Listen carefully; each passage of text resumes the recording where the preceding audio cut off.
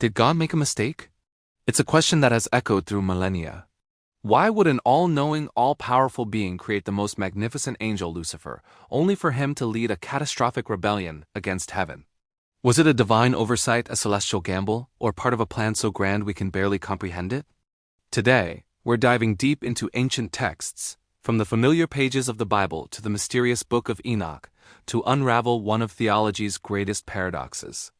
Let's start with who Lucifer was before his fall. The name Lucifer means light bringer or morning star. The prophet Isaiah gives us a glimpse, saying, "How you are fallen from heaven, O Lucifer, son of the morning! How you are cut down to the ground, you who weaken the nations." Ezekiel adds more detail, describing a being of breathtaking beauty and wisdom.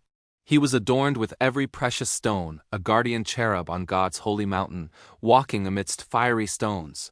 He was created perfect, a masterpiece of divine artistry. He wasn't just an angel. He was arguably the pinnacle of angelic creation, holding a position of immense honor and authority. The Book of Enoch, though not part of the standard biblical canon for most, offers a fascinating parallel narrative. It speaks of angels, the Watchers, who descended to earth, took human wives, and taught humanity forbidden knowledge. While this story focuses on a group of angels led by Samyaza, it reinforces a core theme. Angels, despite their celestial nature, possessed free will. This capacity to choose is the hinge upon which the entire story of Lucifer's rebellion turns. So, what went wrong? Ezekiel tells us, "Your heart was lifted up because of your beauty. You corrupted your wisdom for the sake of your splendor." And Isaiah reveals Lucifer's inner monologue. "I will ascend into heaven, I will exalt my throne above the stars of God. I will be like the Most High." The root of the fall wasn't a flaw in his creation, but a corruption of his will. Pride, born from his own magnificence, led him to desire the one thing he could not have: God's throne. He saw his own perfection not as a gift from his Creator, but as a right to be his Creator's equal, or even his superior. This is where the concept of free will becomes absolutely central. For love and worship to be genuine, they must be chosen freely. A programmed robot that says, "I love you," isn't expressing love. It's executing code. God, in creating beings with the capacity for genuine relationship, had to give them the freedom to choose him or to reject him. This freedom is the greatest gift, but also the greatest risk. Without the possibility of saying no, the yes has no meaning. Lucifer, in his pride, exercised his free will to say the ultimate no. The rebellion wasn't a small disagreement. Revelation chapter 12 paints a vivid picture, and war broke out in heaven. Michael and his angels fought with the dragon, and the dragon and his angels fought. This was a cosmic civil war. Lucifer, now called Satan the adversary, convinced a third of the angelic host to join his cause. Imagine the sheer scale of that betrayal, countless beings of light choosing darkness, following a charismatic leader on a path to ruin. They were cast out of heaven, defeated, but not destroyed. This brings us back to our main question. If God knew this would happen, why did he go through with it? Was it a mistake? From a biblical perspective, the answer is no. It was not a mistake, but a necessary component of a much larger, more profound plan. God's foreknowledge doesn't equal causation. Knowing what someone will choose doesn't mean you force them to choose it.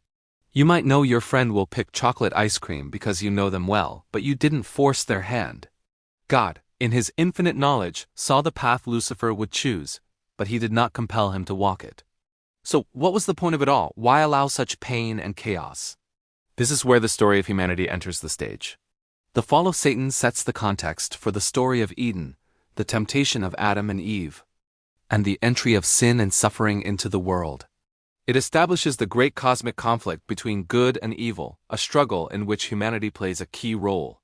The Bible presents this not as a tragedy God couldn't prevent, but as the backdrop against which his ultimate plan of redemption would unfold. Think about it this way: the existence of darkness makes the concept of light more profound. The presence of evil provides the ultimate canvas for God to display the depths of his love, grace, and justice. Without the fall, there would be no need for a savior. Without the rebellion, there would be no cross, no resurrection, no ultimate victory over death and darkness. The story of Lucifer's fall, as tragic as it is, paves the way for the even greater story of God's redemptive love for humanity. The book of Jude speaks of the rebellious angels being kept in everlasting chains under darkness for the judgment of the great day. Their story serves as a sober warning about the consequences of pride and the rejection of divine authority. It is a testament to the fact that even the most glorious of created beings is not immune to the corruption of self-worship. So, in creating Lucifer, God wasn't making a mistake. He was setting in motion a story that would ultimately demonstrate the power of choice, the devastating consequences of pride, and the immeasurable depth of his own love. He created a being with the capacity for the greatest loyalty, knowing he would choose the greatest betrayal, in order to enact the greatest rescue plan in history. The narrative isn't about a flawed creator, but about a perfect one who values genuine, freely chosen love above all else, even at the cost of immense conflict and sorrow. The fall of the morning star was not the end of the story, it was the catalyst for a new beginning. It's a complex, challenging, and ultimately awe-inspiring narrative that reveals a God whose plans are far more intricate and profound than we can ever fully grasp.